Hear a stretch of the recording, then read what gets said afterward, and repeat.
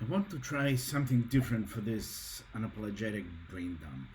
I want to talk a little bit about that feeling that many of us have. Some call it FOMO, fear of missing out. That feeling that compels us to seek something out there. New experiences, new stimuli, new connections, new directions, new rewards.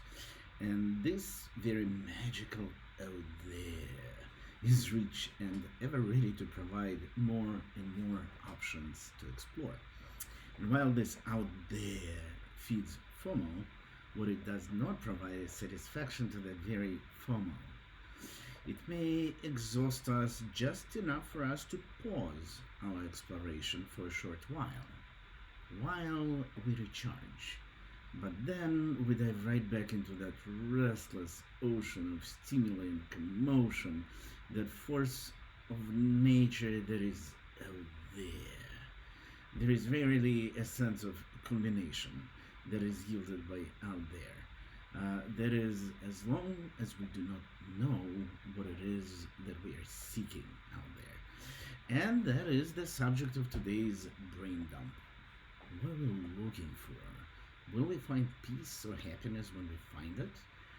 Well, many things that I'm about to share do seem trivial and self evident to many of us. Let's not forget that this sensation of obviousness can only be sensed after we are exposed to something. There was a point in time for all of us when some concept or idea was novel to us, fresh and smelled of a new car scent. Let's be kind and courteous to those that haven't had the privilege yet. Before I get into the mechanics of FOMO and how to deal with it, I want to talk a little bit about my background. I was born to be an engineer. That's just how my mind works. It deconstructs complex systems into subcomponents and just sees the interactions between these, not something that I really trained for. What I trained for was to become a rabbi. That did not pan out, albeit left a whole lot of theology in my head. As an engineer, training to become a theologist, I did not care much for what was inside the actual Holy Scriptures and their interpretations. What fascinated me was the type of rhetoric that was used by the respectable elders of the time to extrapolate vast and extremely consequential rules that ended up spanning libraries worth of knowledge from one tiny book. Now, that was some efficient decompression algorithm right there, if I ever saw one. So there we have it. I'm not a psychologist, and while I, like many of us, did read some books on psychology, most of my musings are that often an engineer with a very, very satisfied, formerly acute FOMO. Not everything that we want to experience is FOMO, right? Not every trip to a museum, club, concert, bar, restaurant, or another country is a case of FOMO. FOMO is a very specific need to go out there and experience something that others are doing, and that is unfamiliar to us. Once it becomes familiar, we do it not because of the FOMO, but now it is a choice. And that is no longer a FOMO. Enjoying exploration of other countries and cultures is a hobby, not FOMO.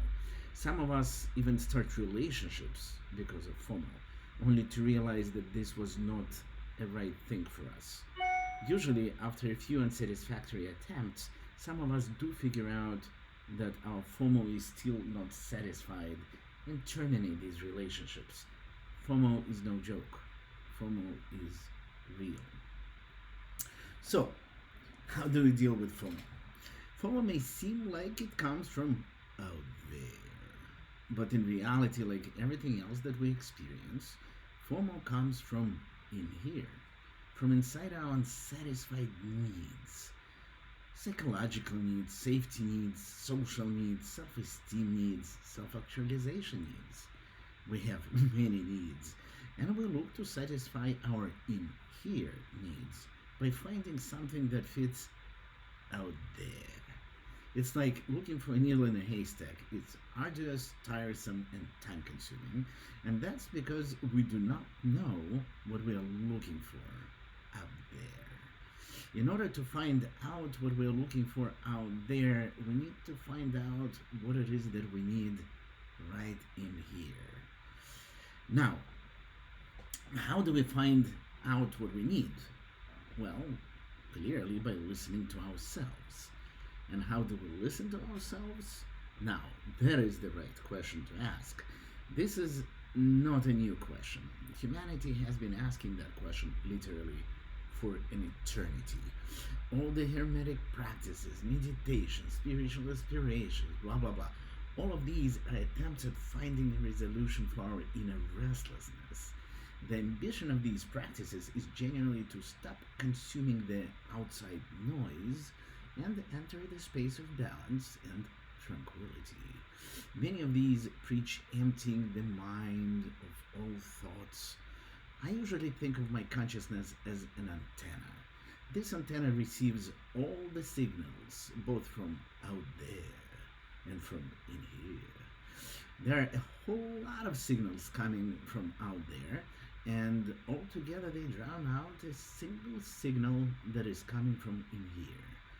How do we block those outside signals? Well, Faraday's cage, right?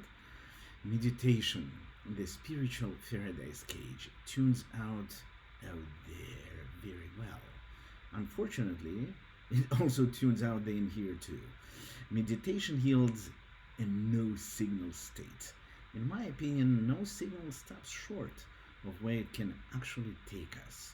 While I agree that it is important to tune out external stimuli, I believe that emptying one's mind is counterproductive. That's not what we are really after. We do not want emptiness. We want clarity. We want in here signal by itself. If the Faraday's cage meditation is not the answer, what can we do to get the in here signal by itself? And the answer is nothing. We can't do nothing. And by nothing, I do not mean there is nothing that we can do to get the in here signal by itself. I mean that by doing nothing is exactly how we amplify the in here signal.